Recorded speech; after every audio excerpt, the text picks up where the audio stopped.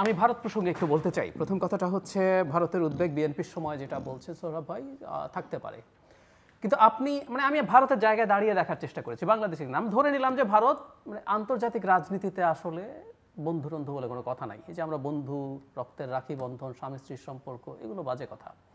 স্বার্থের বাইরে আর কোনো কথাবার্তা নাই। একটা ইন্টারন্যাশনাল রিলেশনশিপ এভাবেই তৈরি হয়। আমার প্রশ্ন হচ্ছে ভারত যা করছে এটা কি তার স্বার্থ রক্ষা করছে? আমি এই প্রশ্ন করতে চাই। আমি খুব বোকামি দেখি ভারতীয়দের, বোকামি। আমি রিপিট করছি, কেন?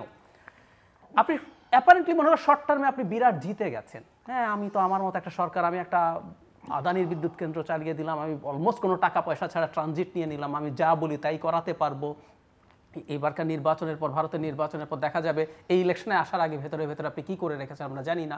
আপনি আপনি আমার এখানে অনেক কিছু করবেন মনে করছেন, কিন্তু মলদ্বীপসকে যদি দেখেন আপনি, জাস্ট একটা ইলেকশন হয়েছে, যে ইলেকশনের মইজুর মূল এজেন্ডা হচ্ছে আমি ভারতকে এখান থেকে খেদাবো, হটাবো, এইটা দাঁড়িয়ে গেছে। এবং শেষ পর্যন্ত মলদ্বীপ সম্পর্কে আমাদের অনেকের মনে খুব ছোট একটা দেশ না।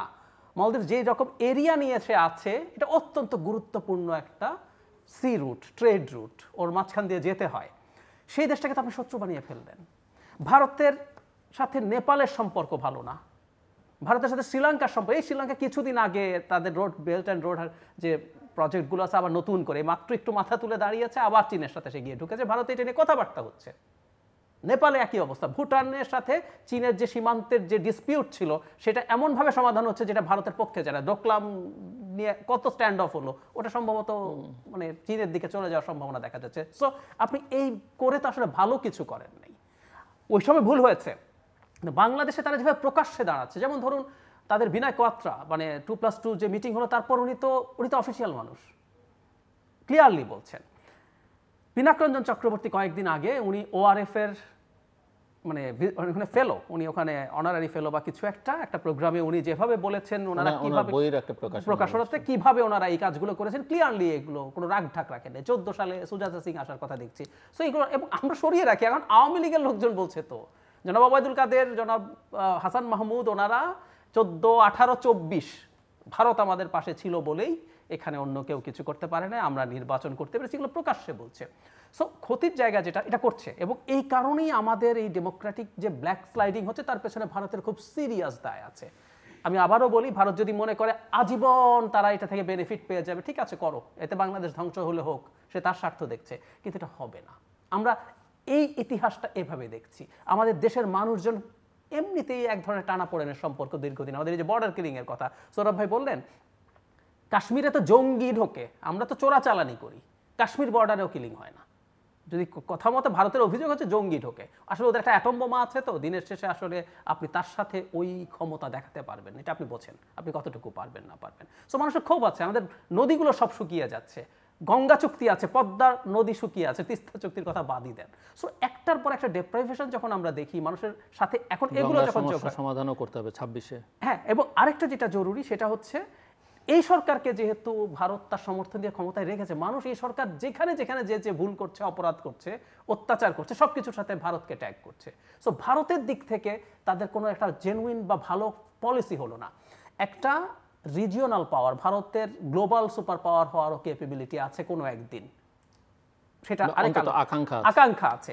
কিন্তু রিজিওনাল সুপার পাওয়ারও যদি আপনি হতে চান, আপনি আসলে ডমিনেট করে, আপনি মানুষকে ঘাট ধরে চাপে গায়ের জোরে যদি মনে করেন তাকে ডমিনেট করতে পারবেন, এটা একেবারে রং স্ট্র্যাটেজি। আমেরিকা সুপার পাওয়ার কিন্তু আসলে এইভাবে ধরে বেঁধে এই করে নাই, তারা বহু দেশকে তার প্রভাবে নিয়ে আসছে। আমরা যদি কোরিয়ার কথা বলি, আমরা যদি সাউথ কোরিয়া, আমরা যদি সিঙ্গাপুরের কথা বলি, এই দেশগুলো কোথায় দাঁড়িয়ে? তাইওয়ানের কথা যদি বলি, তাইওয়ানের মাথা পিছু আয় চায়নার 3 গুণ, পৃথিবীতে চিপে তারা লিড করছে। আমেরিকা তাকে তার প্রভাবে রেখেছে, আমেরিকা তার প্রভাবে আছে, তাকে প্রভাবে রেখেছে, সাউথ কোরিয়াকে রেখেছে, সিঙ্গাপুরকে রেখেছে, কিন্তু সে ওইভাবে করেছে। তো ভারতেরও আসলে উচিত ছিল এটা, যে তার মধ্যে ওই রকম একটা নিঃশঙ্ক অবস্থা তৈরি করা, তার ইকোনমিক ডেভেলপমেন্ট করা, তার ডেমোক্রেটিক রাইট, যেহেতু সে নিজে ক্লেম করে সে সবচেয়ে বড় ডেমোক্রেসি। সো এই কাজগুলো না করে বাংলাদেশে আসলে তাদের একটা বিরাট স্ট্র্যাটেজিক ভুল হচ্ছে। মিস্টার সোহরাব হোসেন, খুব ছোট্ট করে 1-1.5 মিনিটে শেষ করতে হবে।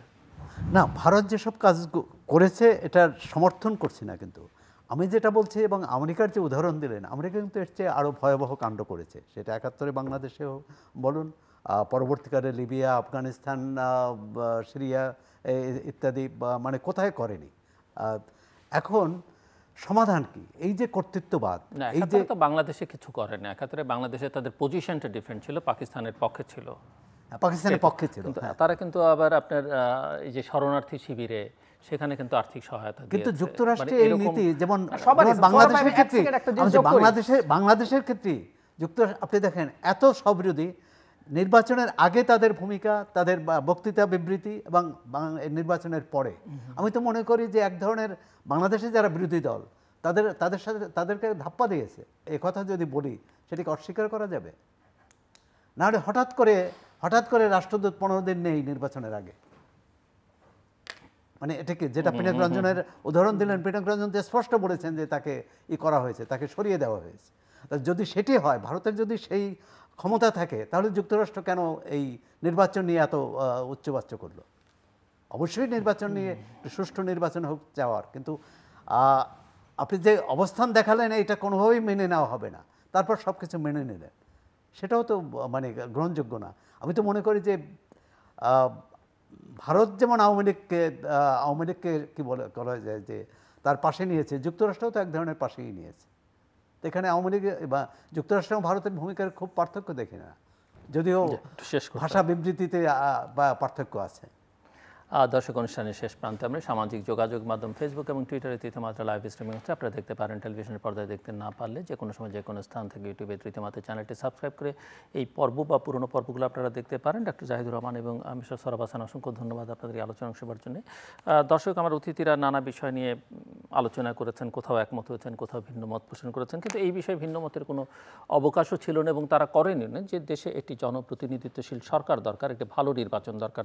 যদিও এটি ভালো নির্বাচন কখনোই ভালো গণতন্ত্রের গ্যারান্টি দেবে না, কিন্তু তারপরও এটি একটি প্রাথমিক ন্যূনতম পূর্বশর্ত, যেটি পূরণ করতে বাংলাদেশ বারবার ব্যর্থ হচ্ছে এবং এই জায়গাটাতে বাংলাদেশের মনোযোগ দেওয়া দরকার। বাংলাদেশে যা কিছু অগ্রগতি অর্জন আছে, যদি সেটিকে টেকসই করতে হয়, তার জন্য আমাদের সঙ্গে থাকবার জন্য অসংখ্য ধন্যবাদ।